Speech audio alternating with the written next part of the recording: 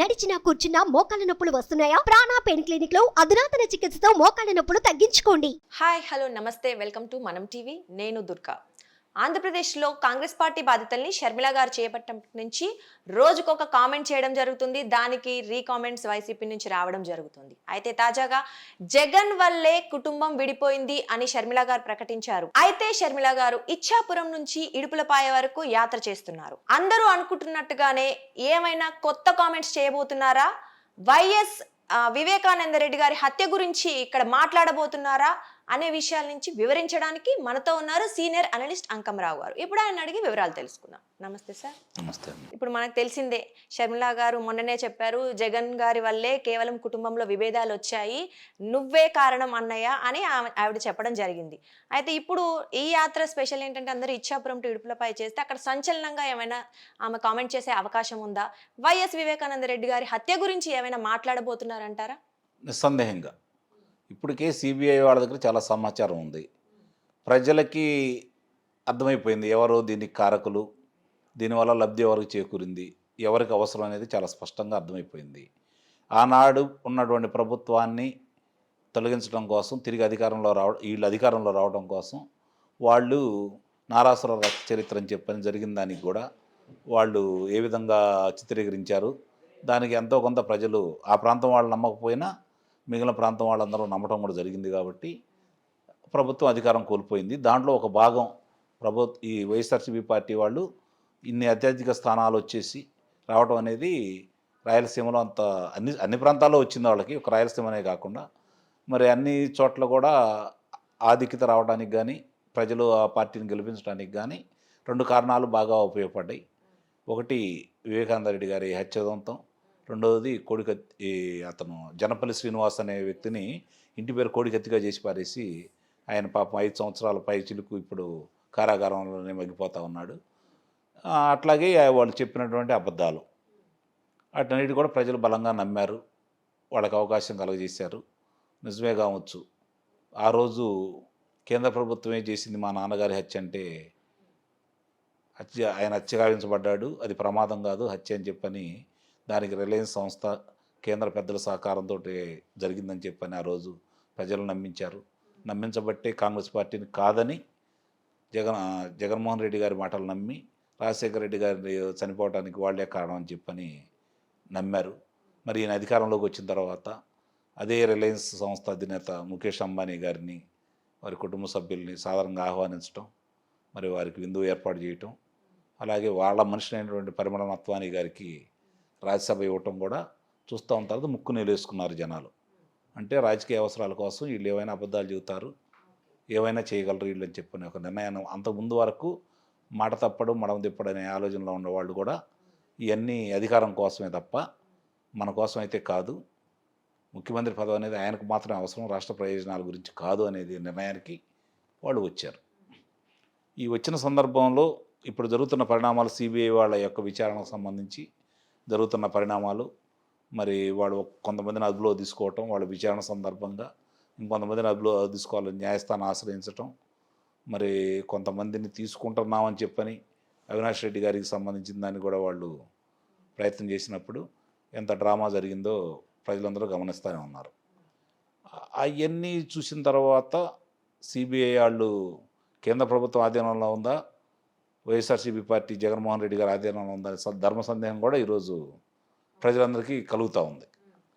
ఈ తరుణంలో దానికి ఒక సాక్షిగా ఈ సిబిఐ వాళ్ళ దగ్గరికి వెళ్ళేది కూడా చెప్పింది. కాబట్టి ఇప్పుడు వరుసనే కుటుంబం విడిపోవడానికి జరుగుతున్న అన్యాయాల గురించి, తనకు జరుగుతున్న అన్యాయాల గురించి, రాష్ట్రానికి జరుగుతున్న అన్యాయాల గురించి ఏకవరు పెడుతున్నటువంటి షర్మిల గారు రేపొద్దున వైఎస్ వివేకానంద రెడ్డి గారి అత్యుదంతం కూడా బయటికి తీసుకొస్తే ఆ బాంబు గనక ఒకసారిగా ప్రజల మధ్య గనక చెప్తే దాని పరిణామాలు ఇంకా చాలా తీవ్రంగా. అయితే ఇంతవరకు మనం చూసుకున్నట్టయితే షర్మిల గారు ఎక్కువగా కుటుంబం గురించి, విభేదాల గురించి పెద్దగా మాట్లాడట్లేదు. రాష్ట్రంలో అభివృద్ధి ఎలా జరుగుతుంది, ఏం జరగలేదు, హామీలు ఏమైనా అని మాత్రమే ఇప్పటి వరకు మనం క్వశ్చన్ చేయడం చూసాము. అయితే ఇప్పుడు అందరూ ఏంటంటే ఇప్పుడు వైఎస్ వివేకానంద రెడ్డి గారి హత్య గురించి కానీ లేకపోతే కుటుంబంలో వచ్చిన తేడాలు విభేదాల గురించి కానీ మాట్లాడబోతున్నారని జస్ట్ గెస్ట్ చేస్తున్నారు. మాట్లాడతారా నిజంగానే? అవి ఇప్పటి వరకు తీసుకురాలేదు కదా. అంటే ఇప్పటి వరకు ఆమె దూకుడు చూస్తూ ఉంటే అన్ని విషయాలు బయటికి చెబుతుందనే భావించాల్సి వస్తుంది. ఓకే. అందుట్లో ఎలాంటి సందేహం కూడా లేదు. ఎందుకంటే ఆమె జగన్మోహన్ రెడ్డి గారిని అధికారంలో చూడటం ఆమెకు ఇష్టం లేదు. అది చాలా స్పష్టంగా అర్థమైపోతా ఉంది. ఎందుకంటే ఆమె జరిగిన అన్యాయాన్ని ఈ విధంగా ప్రతీకారం తీర్చుకోవాలని భావిస్తూ ఉందని చెప్పని ఆ మాటల వల్ల అర్థమవుతూ ఉంది. దాన్ని బట్టి చూసుకుంటా ఉంటే ఏ అవకాశాన్ని కూడా ఆమె వదిలిపెట్టదనే భావించాలి. అయితే ఇంతకు ముందు వైఎస్ సునీత గారు దీని గురించి మాట్లాడారు. వైఎస్ వివేక హత్య గురించి చాలాసార్లు మాట్లాడారు. కానీ పెద్దగా ఈ కేసు అయితే ముందుకు వెళ్ళలేదు. లేదండి, లేదు లేదు లేదు. ఆమె పోరాట ఫలితం వల్లే ఈ స్థాయిలో విచారణ జరుగుతూ ఉంది. ఇంతమందిని అదుపులోకి తీసుకోవడం కూడా జరిగింది. వీళ్ళు కాడి కింద వేశారు ఆ రోజు. సిబిఐ విచారణ కావాలందే జగన్మోహన్ రెడ్డి గారు. న్యాయస్థానానికి వెళ్ళి ఆ విషయాలు బయటికి చెప్పియొద్దు, ప్రతిపక్షాలు అంటే అప్పుడున్న అధికార పక్షం దాన్ని చర్చ చేయనియొద్దు, దాని గురించి విషయాలు బయటికి తీసుకురావద్దు అని చెప్పని న్యాయస్థానాల దగ్గరికి వెళ్తే మరి న్యాయస్థానాలు ఏం ఆలోచించింది ఇప్పుడు కూడా అర్థం కాదు. వాటి గురించి మాట్లాడొద్దు అని చెప్పని వాళ్ళు ఆంక్షలు పెట్టడం కూడా జరిగింది. అంటే కావాలని డిలే చేస్తున్నారంటారా? అందుట్లో ఆ తర్వాత ఇప్పుడు అధికారంలోకి వచ్చిన తర్వాత వీళ్ళు సిబిఐ విచారణ వద్దన్నారు. అలాగే సిట్టు కూడా సరైన విచారణ చేయలేదు. ఇవన్నీ చూసుకున్న తర్వాత ఆమెకి ఇది కుటుంబ హత్యరా బాబు, రాజకీయ హత్య కాదని భావించి ఆమె న్యాయస్థానాన్ని ఆశ్రయించటం, ఇక్కడ న్యాయం జరగకపోతే సుప్రీంకి వెళ్ళటం, అత్యున్నత న్యాయస్థానానికి వెళ్ళటం, వాళ్ళు దీని మీద ఏంది ఇలా జరుగుతుందని చెప్పని వాళ్ళు ఆగ్రహం వ్యక్తం చేసినందువల్ల ఈ మాత్రం కదలికైనా వచ్చింది. అయినా సరే న్యాయస్థానం విధించినటువంటి గడువును కూడా పూర్తిగా గడువులో కూడా వాళ్ళు విచారణ పూర్తి చేయకుండా ఇంకా ఏదో చేయాలని చెప్పిన వాళ్ళ సమయం కావాలని కోరటం, దానికి కూడా న్యాయస్థానం అంగీకరించటం నత్తనడక ఎలా సాగుతుంది. ఇప్పుడు భారతదేశంలో చాలా గొప్ప సంస్థ అయినటువంటి సిబిఐ సంస్థ వాళ్ళు వచ్చి ఒక ఎంపీని అదుపులో తీసుకోవాలి అంటే ఎన్ని నాటకాలు ఆడారో అక్కడ జరుగుతున్నాయన్నీ ప్రజలు గమనించారు. కాబట్టి దాని మీద కూడా నమ్మకం పోయింది. దీనివల్ల జగన్మోహన్ రెడ్డి గారు చెప్పినటువంటి అబద్ధాలన్నీ వాళ్ళు వాళ్ళ ప్రసార మాధ్యమాలు ప్రశ్నించినవన్నీ కూడా అవాస్తవాలని చెప్పి ప్రజలు భావిస్తున్న ఈ తరుణంలో దానికి ఇద్దరు చెల్లెళ్ళు సునీత గారు, అలాగే ఇప్పుడు సొంత చెల్లెలు షర్మిల గారు కూడా దాని గురించి వివరంగా చెబుతారని భావిస్తున్నారు. ఓకే, వివరిస్తే వైఎస్ కుటుంబం సపోర్ట్ ఎవరికి ఇస్తారు? ఇంకా వైఎస్ కుటుంబం ఎవరుంది అక్కడ? ఎక్కువగా అయితే వైఎస్ కుటుంబం అంతా షర్మిల గారికే సపోర్ట్ ఇస్తున్నారు ఇప్పటికీ. బట్ ఈ కేసు విషయంలో ఎవరికి? వైఎస్ఆర్సీపీ పార్టీకి సంబంధించినంత వరకు వైఎస్ కుటుంబ సభ్యులు ఎవరు కూడా ఆ పార్టీలో ఉండకూడదు, పదవులు అనుభవించకూడదు అని చెప్పని ఒక తీర్మానానికి వచ్చి ఆ కుటుంబ సభ్యులందరినీ బయటికి పంపించారని చెప్పి ప్రణాళికబద్ధంగా అర్థమైపోతూ ఉంది. ఇప్పుడు నిలబడాల్సిన వైఎస్ కుటుంబం కాదు, వైఎస్ రాజశేఖర రెడ్డి గారి అభిమానులు, కాంగ్రెస్ పార్టీ వాళ్ళు నిలబడాలి.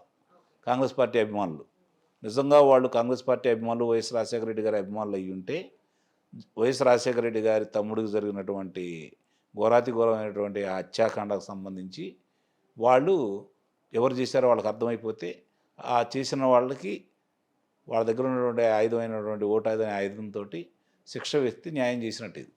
అయితే మనం చూసుకున్నట్టయితే ఇన్ని రోజుల నుంచి అయితే పెద్దగా ముందుకు వెళ్ళలేదు. మరి ఇప్పుడు ఎలక్షన్స్కి చాలా తక్కువ టైం ఉంది. అసలు ఈ టాపిక్ ఎలక్షన్స్ ముందే వస్తుందంటారా? వస్తుందే తప్ప కేంద్రం ఆధీనంలో ఉన్నటువంటి సిబిఐ సంస్థ కావచ్చు, న్యాయస్థానాలు కావచ్చు, దాన్ని వెంటనే ముందుకు తీసుకెళ్తారని కానీ సత్వరం న్యాయం జరిగిద్దని కానీ సునీత గారికి న్యాయం జరిగిద్దని కానీ అయితే నేనైతే భావించను. ఓకే, షర్మిల గారు ఇంకా ఏమేం కామెంట్స్ చేయబోతున్నారంటారు మీరు? రోజుకొక అంశాన్ని బయటకు తీసుకొస్తారు. అంటే స్పెషల్గా ఇచ్చాపురం ఇడుపులపై యాత్ర దీనికి సంబంధించి ఆ ప్రాంతాలను బట్టి ఇప్పుడు ఒక్కో ప్రాంతంలో ఉన్న సమస్యల గురించి ఏకవరు పెడతారు. అభివృద్ధి గురించి మాట్లాడుతున్నారు కదా, అభివృద్ధి గురించి నేను వస్తాను, పరిశీలనిస్తాను, ప్రతిపక్షాలు కూడా వస్తాయి, పత్రికా వాళ్ళు కూడా వస్తారు, ప్రసార మాధ్యమాల వాళ్ళు వస్తారు, అందరి సమక్షంలో మీరు చేసిన అభివృద్ధిని పరిశీలిస్తాము, సమయం మీరు చెప్పండి, ప్రదేశం మీరు చెప్పండి అని చెప్పిన మాట్లాడుతున్నారు కదా. అట్లానే మిగిలిన అంశాలు కూడా ఒక్కొక్కటి మాట్లాడుతూ ఉంటారు. దానికి వీళ్ళ దగ్గర సమాధానాలు లేవు కదా. ఇక ఆమె ఎన్ని అంశాలు బయటికి తీసుకొస్తారు.